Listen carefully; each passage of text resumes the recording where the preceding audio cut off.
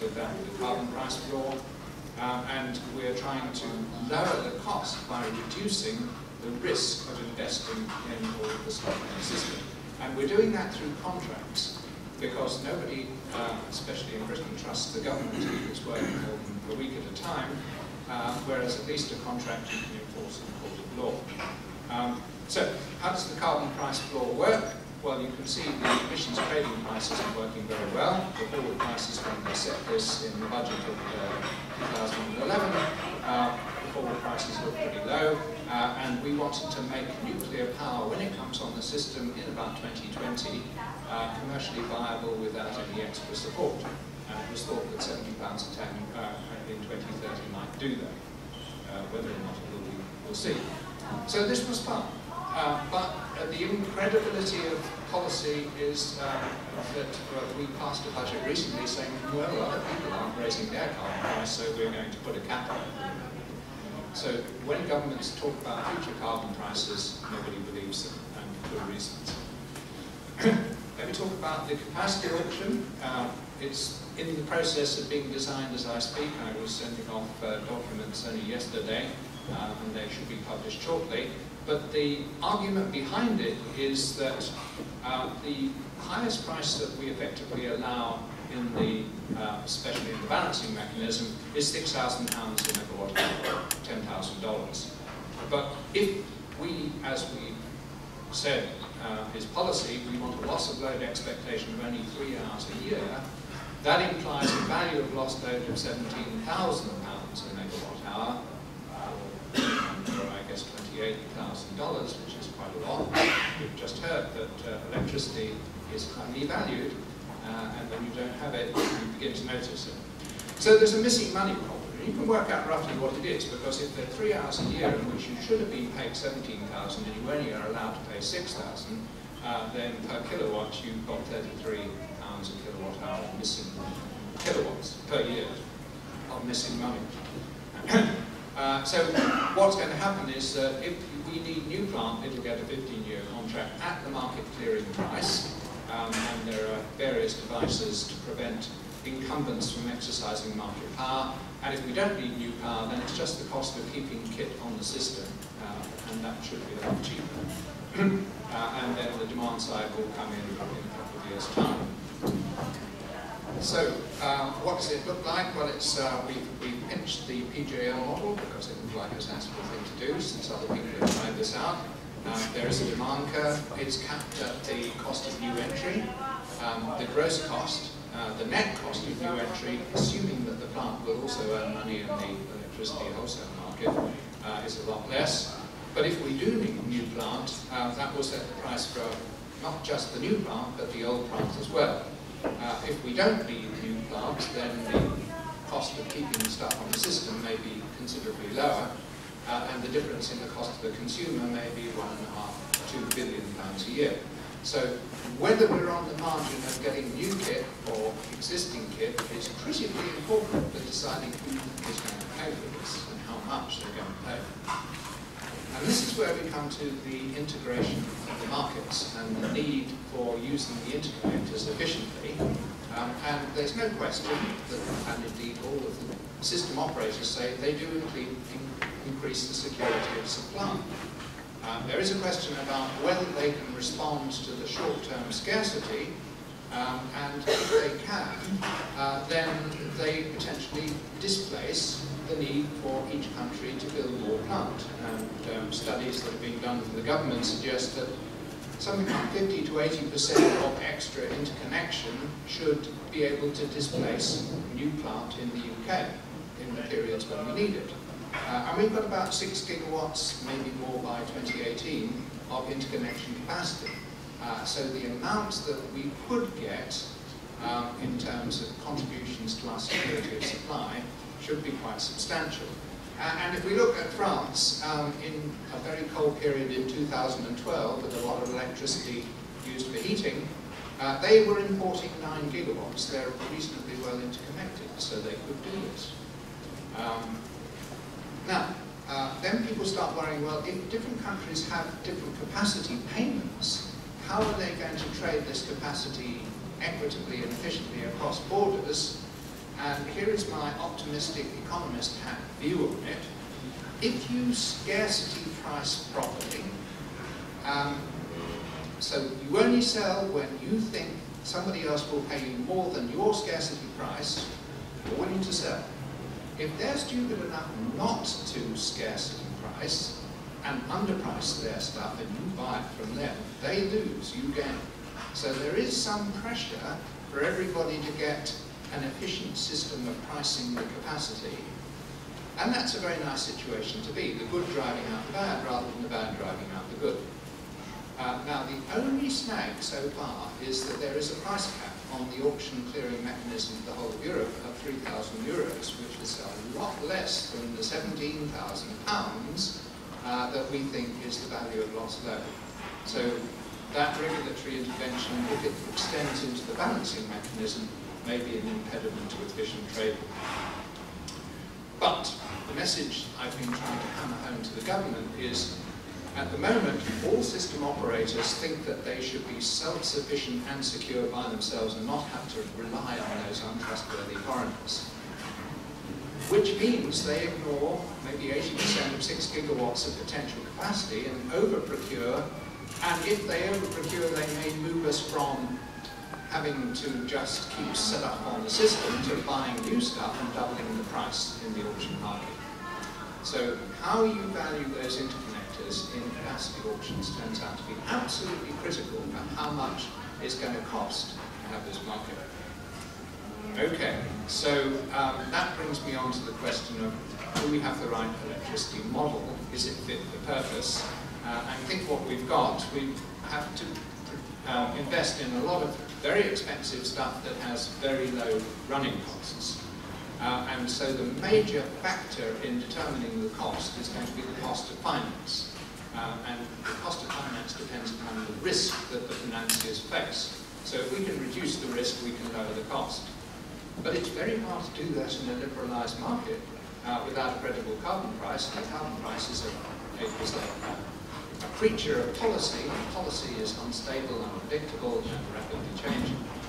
And so you need some way of dealing with that, and the strategy is, well, you need contracts, and you probably need capacity payments. And then people start saying, well, you've got contracts and you've got capacity payments, where's the market gone? You've got intermittent renewables, and they're paid quite a high price. So they're not in the market.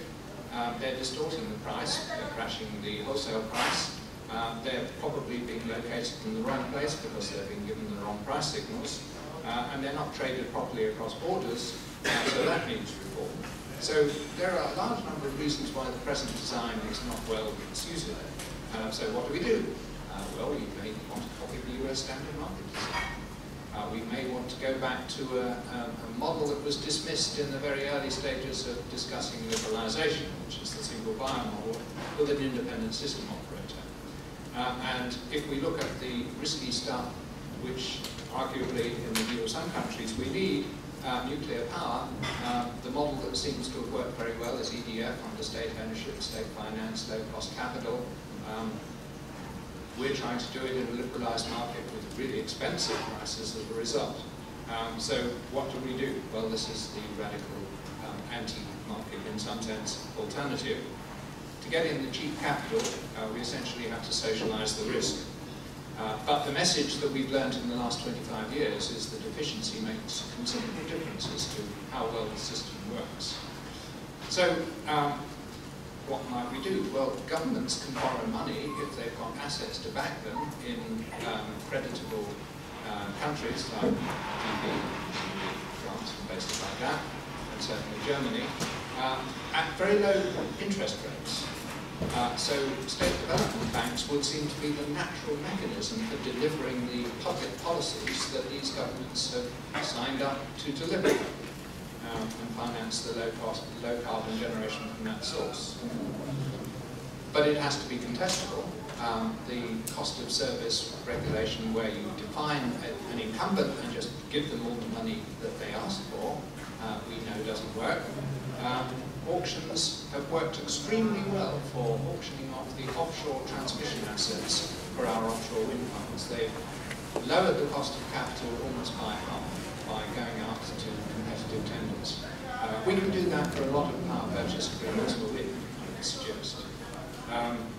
We may need our regulated revenues where we're trying to deliver flexible capacity. But having said that, it's the procuring of investment that you need the competition in. Once you've got the power plant there running, it is by and large reasonably straightforward. How the market should work. The European model at the moment is an energy-only power exchange bilateral contracting market. I find it very difficult to believe that central dispatch with a pool isn't more efficient. But that is at the moment in dispute, and one of the problems I have is that they have a centrally dispatched pool which they have to adapt to the energy-only market of the European model. At the moment, the single electricity market in Ireland has complex auction events and central dispatch. The European Euphemia auction platform allows some complexity of the bids, but it's not there yet. So, my view would be it's rather ambitious to design a market for the whole of Europe based on Nord Pool. Nord Pool has a lot of hydro. That's very special. It's not a suitable market for Ireland. It's probably not a suitable market for Britain. And so one has to think of finding ways that these markets interacting with sensible market design suited to their technology and size. And the Nord Pool market of trading electricity as though it was water doesn't necessarily work in other markets. What is left for utilities? Well, the European model is the generator and the retailer, essentially, with regulated and unbundled wires. And the generators want long-term contracts. But the European Union wants footloose consumers who can decide to change their customer, their supplier, every week. How do you match the two? Well, you need some credible counterparty to underwrite these long-term contracts. And that sort of produces a rather uneasy compromise. So the challenge we have is to design a new utility model that has the benefits of contestability to get the investment in the right place cheaply, but can access low-cost finance. So here is the vision. Okay, I like central dispatch. I like the system operator doing the balancing of the wind and doing the wind forecasting rather than decentralizing it. I like the American locational marginal price model with a capacity payment that's based on the loss of load probability and the value of lost load. That's incredibly volatile, so you hedge it with reliability options and you make sure that that delivers good reference prices for all the contracts that you have. And then you auction off long-term contracts for low-carbon generation and refinance them from the cheapest sources of supply, which I would suggest is state investment banks. And that then should be compatible with a market in which fossil generation can freely enter, can bid for long-term reliability options to reduce the risk of being the peaky plant that only runs a few hours a year, and maybe that market model would work, but if so, it's very different from the one we have. So, to conclude, the problem we have is financing this very durable, capital-intensive investment at a low cost, and for that, in a market, you would need credible future prices, and I would suggest that in our policy environment that's very difficult to do, and we're forced back to contracting. Anything that comes out of the European Union is a messy compromise, so essentially each country is going to have to search for its best solution, and effectively in Britain, which is nearer to the point of running out of capacity, it's a mix of contracts and capacity markets. There are huge benefits from trading across borders, especially as it isn't always blowing the same strength wind in different countries, but it may be blowing very hard in one country. It isn't always sunny in the north, but it often is in the south. And we could greatly reduce the cost of meeting our carbon targets and delivering low-carbon renewables if we could more efficiently manage the infrastructure. So this is a rapidly changing world. It's pretty exciting from somebody standing on the outside without his money on the line. But then we have to hope that we can come up with something that's viable in a financial sense as well.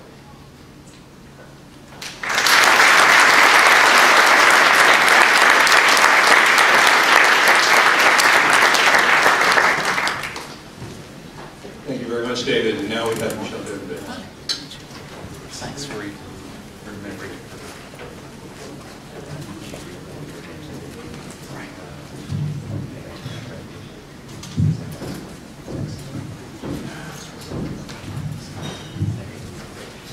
Yeah, John, dear colleagues, I am truly delighted to be speaking to you this morning, both John said as a member of the board of directors of ERDF in France, Électricité Réseau Distribution France.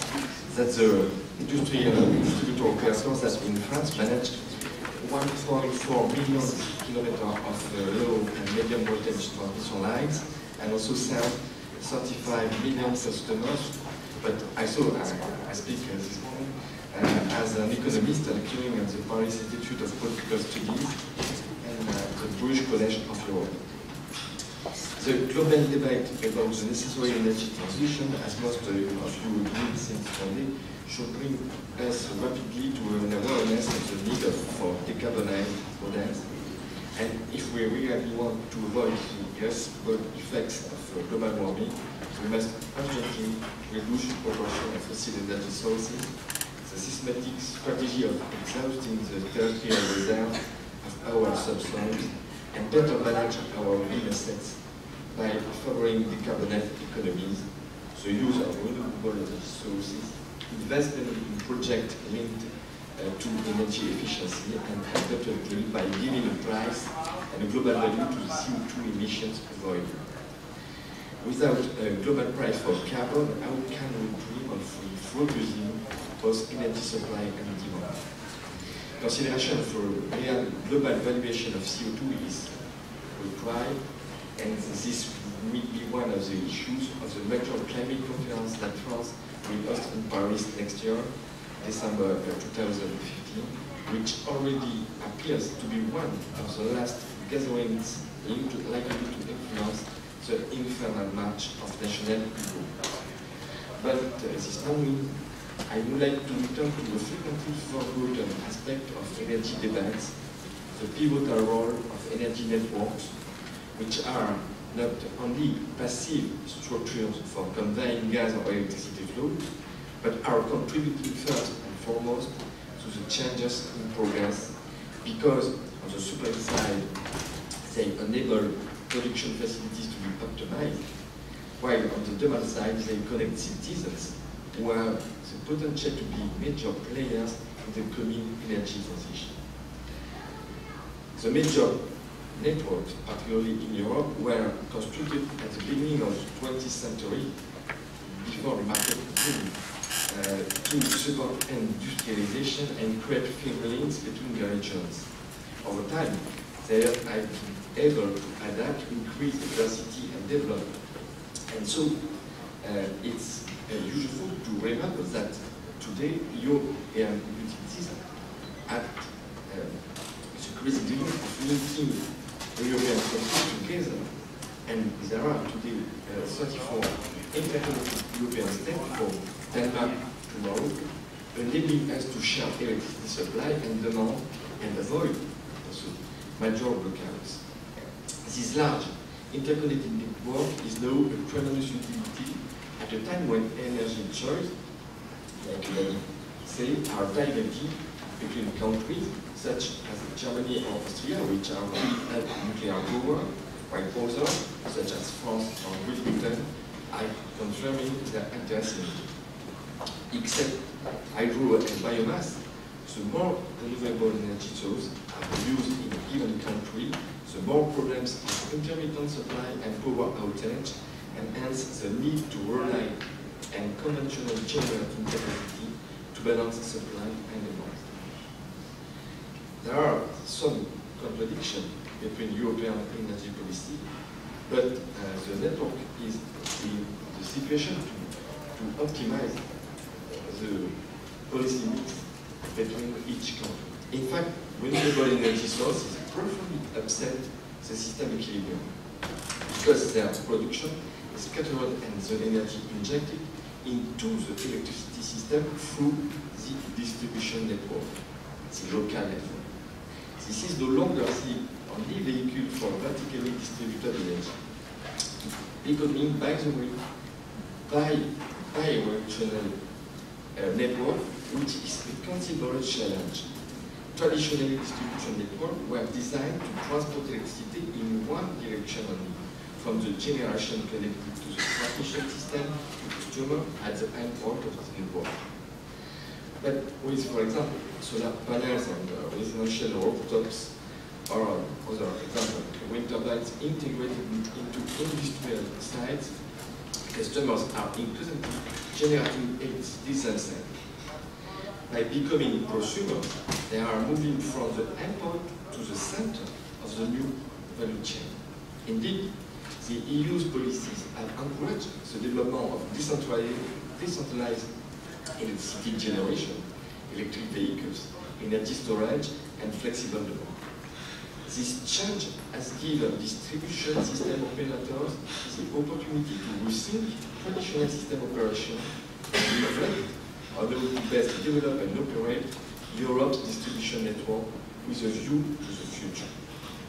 So, all of Europe, more or less, has now entered a transition phase in which energy systems are required to be significantly more efficient, more intelligent, and more economical in CO2. Our energy landscape is being restructured at varying speed from one country to another, but it's based everywhere on the 3 times 20 rules, like by the European Union in 2007. 20% energy from renewable sources, 20% improved energy efficiency, and 20% lower greenhouse gas emissions. 3 major targets to be achieved by 2030. Networks will have an essential role to play in this. Trigger targets for renewable energy require us to construct additional new electricity transmission lines and more generally to receive the electricity system. As part of the Connecting Europe Facility program, for example, nearly 6 billion euros will be committed between now and 2020 to boosting Europe's electricity security and improving the Union gas and electricity infrastructure. And distribution network in Europe will require 400 billion euros of investment by 2020, representing 2/3 of total network investment. The second major change taking place on energy network is the upsurge in the digital economy that is revolutionizing the situation, with the possibility of using energy networks to make increasingly accurate and detailed information to the greatest number of people, making the consumer a prosumer. Of course, energy did not the way to recourse to smart grid to be intelligent. There has always been a desire to connect networks better and use technologies to serve them better. But nowadays, the main innovation lies in increasing digitization with the new ability to handle extraordinary quantities of data. So, in the coming years, the electricity distributors will become real market facilitators, allowing for high-quality retail market processes and providing market actors with network access to metering data. There are essentially privileged players to guarantee the quality, metering accuracy, and performance of the electricity delivery. Finally, intelligence will also be implemented in new forms of energy use. For example, a giant step will have been taken when industrial companies are able to store electricity. From another viewpoint, there has been considerable progress towards energy-positive buildings. In the medium terms, homes and workplaces will have become so intelligent that they will become fully-fledged power generating sites as this model since 2029. I cannot finish my remarks about infrastructure without emphasizing the extent to which infrastructure play an even more central role on other continents, where the poverty of electricity networks is inseparable from the shortage of production facilities. Can it be right that 1.2 billion people in the world today live without electricity. I will tell you what I think. We energy economists cannot only argue about the free market, organization of the market, carbon target. That's very important. But that's not only the question. We have to stare this unacceptable reality in the face that there are millions of people who quite simply don't have access to any power network and live without electricity. How should we systemically consider different developments that result in the 750 billion inhabitants of sub-Saharan Africa consuming the equivalent of the London, New York State house since Sunday? How do we accept that every year between 1 or 2 million deaths in Africa are directly linked to shortage of electricity? That, for example, if hospitals are unable to counter random power outage for lack of generators and prevent premature babies being cared for in incubators. Unimaginable conditions for everyone living in developed countries. In terms of many countries, shortage of electricity deprives population of water because the pumps are usually electric, without water and without electricity. The slightest attempt at development is turned to failure. For example, in Tanzania, where only 14% of the population is supplied with electricity, the World Bank estimates that fraud in the electricity sector reduced the growth rate of GDP by 1.4%. And in India, experts concluded that it would not achieve its growth target to the inadequate electricity system, and that a large part of some cities with more than 1 million inhabitants are without electricity and water supply. International aid is already playing its part for the World Bank and its $500 million program dedicated to electricity distribution network in Ethiopia. The African Development Bank also has a significant commitment, but we have to go further and encourage, for example, the creation of interconnected electricity network, particularly between the major African watersheds. Thus, the project emerges with its focus in Ethiopia, leading electricity production in the region that will link Kenya, Tanzania, Uganda, Rwanda, Burundi, Djibouti, and Sudan. So there are no less than 9 countries that could be involved in the medium term in a large pan-African interconnected electricity network.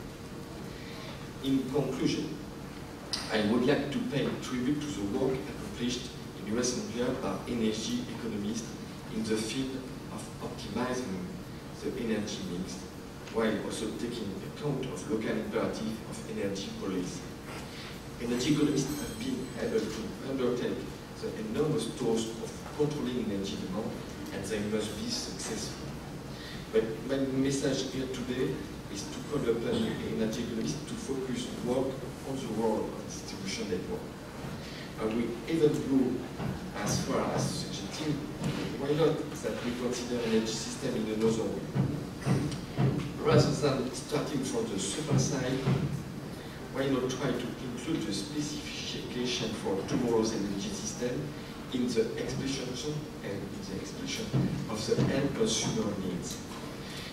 Rather than considering its network as a simple adjustment variable between supply and demand, shouldn't they now be considered as key resources still greatly underestimated in the success of the energy transition?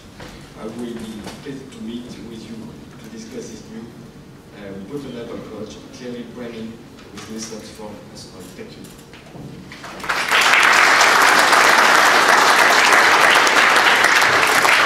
Thank you very much, Michel. We have 15 minutes for questions. There's a microphone there. I encourage people to line up and pose your questions. We've had 4 very diverse presentations, all focused on the question of how the electricity business model evolves over the future. And I very much appreciate Michel raising the looming question of how do we bring electricity to the parts of the world that don't have it most effectively?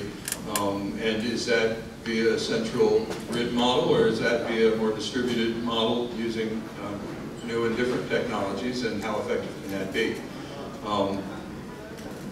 So we have our first question. Ben Hobbs from Johns Hopkins, California. So for David, the carbon price support in the UK presumably will lower carbon emissions in the UK. What happens to the extra ETS allowances generated? Do you stick them under a mattress somewhere, and so carbon overall goes down in the EU, or are they simply sold to Poland and we have no environmental benefit? You touch a very interesting point, and one of the problems with the Renewables Directive was precisely that it encouraged people to decarbonize electricity, but just shifted the allowances into other bits of the economy that could use them. So the Renewables Directive has no impact at all on carbon emissions. And similarly, the virtuosity and virtue of the British government is at the benefit of being able to reduce the cost of carbon for German coal-fired power stations. So you're perfectly right. What we hoped to do, as the European Union hopes to do, is lead by example and encouraging everybody else to realise that Plan A of the current emissions trading system isn't fit for purpose, and Plan B, a carbon price floor, would be a much more effective way of actually having an impact on the total amount of carbon released. So more money will be spent with no environmental benefit, but there will be some leadership.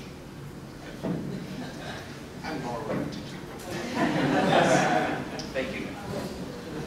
Sure. I mean, I do think that these sort of cheeky arguments are sort of useless. You know, one of the things that's interesting to me is that, you know, when you think about the grid being the greatest engineering challenge of the 20th century, one of the big challenges that we had, and I'm happy to fight about how Germany had, in my opinion, really bad policy compared to California in terms of achieving the same goals.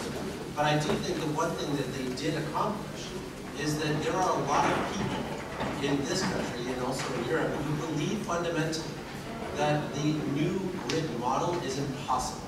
And that the only grid model that's possible is the 1970s model that was created under the North American Energy, Electricity Reliability Council. And to the end that they've actually proven that for those 1.2 billion people around the world that don't have electricity now, the $500 million that the World Bank is spending mostly on grid extension, they have about 25 million that they spend a year actually on off-grid, that those people will be far better served by having microgrids and individual systems than grid systems. They have provided a huge amount of benefit. I mean, today there are very respectable people who believe that the new Utility 2.0 model is not only possible, but more efficient than the 1970s model. And that wasn't the case 5 years ago.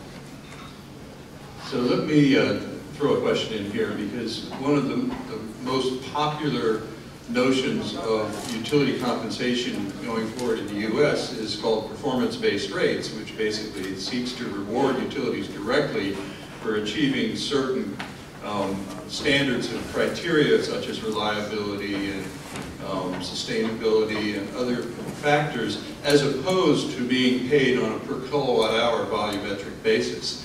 And I'd be interested in having the opinion, Ralph and Jigger, is that a workable model? Is there enough there? Is there enough potential revenue in what customers are willing to pay on a standards basis for performance that it will allow utilities to continue to attract the low-cost capital that they need to make the investments that they have to make?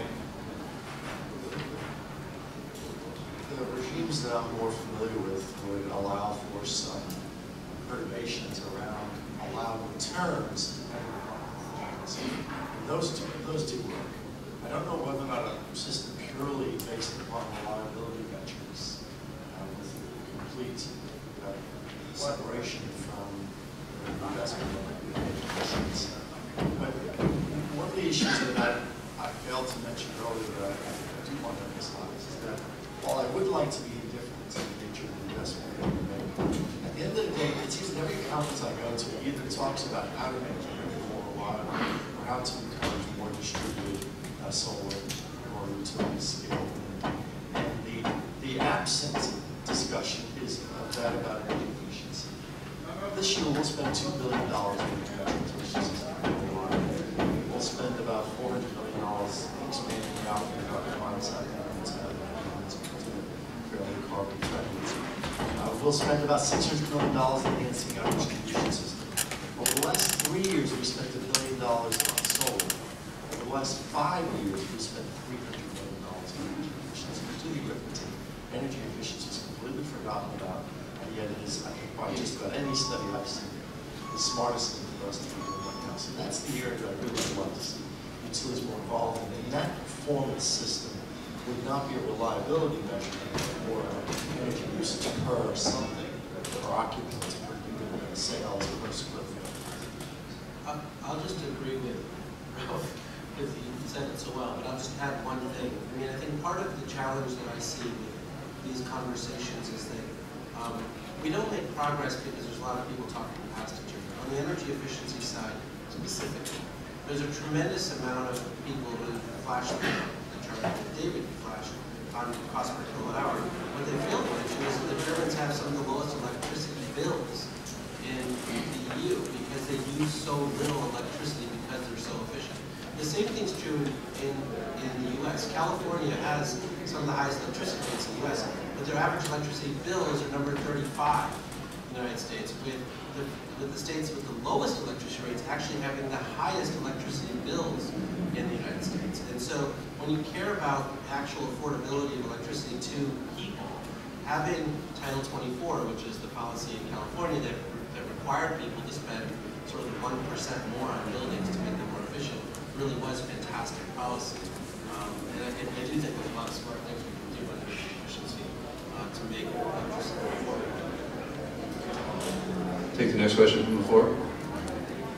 Can't agree more on this last conversation, otherwise I was trying to pick up a bit on the conversation between Ben Hobbs and David Wheeler in terms of interactions between renewable targets and emissions targets. And I just want to comment that in Europe in 2007-8, when we decided the targets, the renewable targets and the emissions targets were decided jointly. And in that case, we would not have gone to the level of emissions targets for 2020 or now for later on, while not at the same time considering the renewable targets. So I think it is something that's integrated, and it only makes sense to look at it integrated. It's something that's saved early on now, allows banking of allowances, and that's where we're working to facilitate more banking into the future and setting future targets. So I think there is actually mutual support of both. And coming back to the question, brings me then to the point in terms of the renewable support mechanisms or targets. I think were the crucial parts for allowing third parties to come into this game. That was aspect of interest to be more both in efficiency and on renewables. What kind of policies can we further develop such that new entrants can compete with incumbents to take forward these new technologies? My sense was in Europe, Iberdrola was the only incumbent that was taken for renewables at a large scale because there was a large demand growth in Spain. Otherwise, the incumbents took really long to pick up these new technologies, and energy efficiency might be seeing the same challenge. So how can we make more opportunities for new entrants to also support them, the incumbents, in changing their strategy? So I think the mechanisms in place in the United States, which vary from state to state, appear to be working. They range from investment tax credits to production tax credits to renewable energy credits that are regulatory offshoots of renewable portfolio standards. At the end of the day, I'm very comfortable communicating to people that they need to pay more for electricity because the externalities are not there in pricing power. Therefore, government has a role in creating that price system. What I quarrel with mostly is the way in which these mechanisms are structured is their highly aggressive nature. I apologize for repeating myself. All of these benefits flow to people with high disposable incomes to then be able to install the technologies, which under the current system cannot because of the flaws in the absence of the externalities. And I would simply argue that it would be far better to take even this highly distributed set of technologies and grid connect them to the ownership of the utility so that the system is not progressive, so that the subsidies flowing from either the tax base, customer base, all of the customers, then go into these large supply systems that all of the customers will benefit from. And that simply is I think, just a fair way of nurturing these technologies while correcting the imbalance in the pricing as in the absence of externalities. So it's not so much whether or not the mechanisms are working to encourage renewables. They are. The question is, how is it happening? And right now, it's competition, just how to address the systems. I mean, I think that, Ralph is a real leader in his field, and so I say this with the most sort of caution as I can. But I think, these types of transitions are always led by the people who are most vulnerable. So I think that it's a bit sinister in some ways, the aggressive nature of this, whether it's electric vehicles or whether it's the advent of credit cards or whether it was even the advent of mobile phones. As long as wealthier people who started with their car phones during Heart to Heart in 1970 or TV series, or folks later, right? So we play the very important role of bringing the cost down. I think to your point, I think it's important to note that the actual development of renewables, which I think is the bottleneck, the development of renewables, 90% of development of renewables actually happens by companies that have been in business less than 15 years. So that is actually, I think there's a lot of larger companies who buy those projects after they've been developed, but the actual development is happening by companies that are less than 15 years old. I think that one of the challenges that you see is this is typically a monopoly behavior. So, RWE was not banned from participating in the German solar feed-in tariff market. In fact, actually, developed the word prosumer, which I find quite offensive because it sort of refers to the fact they were anti-consumer before that. But I think that they were not banned from owning feed-in tariff projects at very high rates. They chose not to because they thought that it was sort of repulsive in nature to do something that they thought was new technology or efficient or whatever it is that they're internally to do so. And you see that around the world. I do think that at this point, to David's presentation, companies like SunEdison now have access to much cheaper capital than the electric utility industry that's for profit, right? The guaranteed rates of return that they're promising their shareholders are able to be beaten by companies like ours that raise project finance money at roughly 7.5% unlevered to fund its projects. And this is exactly what happened in the IPP world in the 80s and 90s, where University of Chicago has done many studies that show that the reason AES, Calpine, Barron's, and others succeeded at beating the incumbent utilities at building those power plants is because they were willing to raise capital at weighted average cost of capital below weighted average cost of capital expectation to the incumbent utilities. And we're seeing the exact phenomenon again. We'll take the next two questions and then we're going to be out of time. This is a question for Ralph and Jigar. I'm Jigar from ICF International. The question is about the idea that Jigar raised, which is that in my cell phone, I'm willing to pay maybe 5 times as much today than I did 10 years ago because I'm getting additional value for it. I'm getting more value than I did before. But at the same time, as you pointed out, the utilities sector, it's not exactly the same way unless I'm bringing some additional value in. Because right now, I do want to reduce my electricity. I want to see lower bills because I'm being more efficient. And even the reliability aspect of installing a diesel genset is going outside the utility and doing something, on my own. Or when I install a solar rooftop system, I'm actually going outside the utility, not within the utility. So I'm just curious as to what kind of value adds that you foresee in the future where I would see 5 times, that I'm willing to pay voluntarily 5 times as much to the utility. So I have to be careful in this regard. I still believe that utilities are most valued when they're invisible. When the bill doesn't shock me, when the power is there. So when I do the things around my business or my home that don't make me think of my utility, then I like them. But if I flip the switch on and the lights aren't there, then I think about my utility. That typically does not feel good. So, I've met a lot of people who have now nice applications on their cell phones that allow them to control their home. It's typically more an issue around, first and foremost, security. It's secondly, convenience and comfort. And a very, very distant third is optimizing their energy bill. In fact, most people who do buy that programmable thermostat program at once and forget about it. Also, PSE&G has 2 million customers in New Jersey, a little over a million on Long Island. It is very, very, very, very few who have the desire and the economic wherewithal to participate in the way I just described. The vast majority will reach for the $20 things. The lion's share. I mean, I don't want to get into an overly long discourse on socioeconomic conditions in the tri-state region, but there are income disparities that leave the vast majority of people disinterested and unable to participate in the kind of applications and technologies that sometimes in these conferences and forums I think are far more ubiquitous than they are. I'll make a prediction. In 2021, the market valuation of Sun Edison will be larger than the market valuation of PSE&G. And the reason for that is because what will happen in this market is exactly what happened to Verizon. In 1996, the CEO of Verizon would have said exactly what Ralph is saying. Today, Verizon is by far more unregulated than if they are regulated, which is what you're saying. Right? I mean, the regulated revenue that Verizon was making on local phone service was 90% of their revenue.